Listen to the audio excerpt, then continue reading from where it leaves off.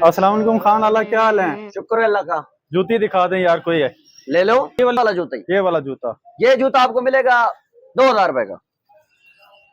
तौबा तौबा खान साहब, इतना महंगाई रखी हुई है। और बात सुनो, कितना देगा? हेलो, ओ कितना देगा? कितना बोलूं यार खान साहब को। बोलो तो कितना दोगे? अब लेना तो एक जूता है जिसके बारे में भी 2 घंटे सोच सोच के खड़ा हुआ है, पागल हो गया। तो हमारा इधर तो आओ, बात तो सुनो। इधर आओ, इधर आओ, इधर आओ, इधर आओ, इधर आओ।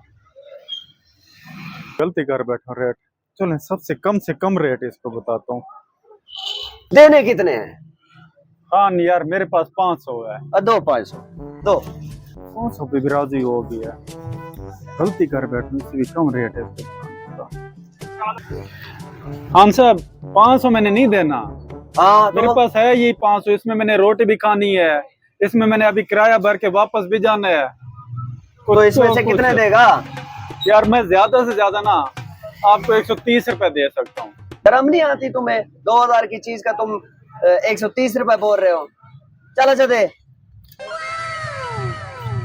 खान को यार 70 रुपए देता, खान 70 में भी मान जाता है। ये तो ज्यादा महंगा दे के जा रहा हूँ इसको। तुम्हें मैं दे देता, लेकिन कान पट्टी के नहीं दे देता। 80 वाली चीज तुम्हें 70 में कैसे दे देता? हाँ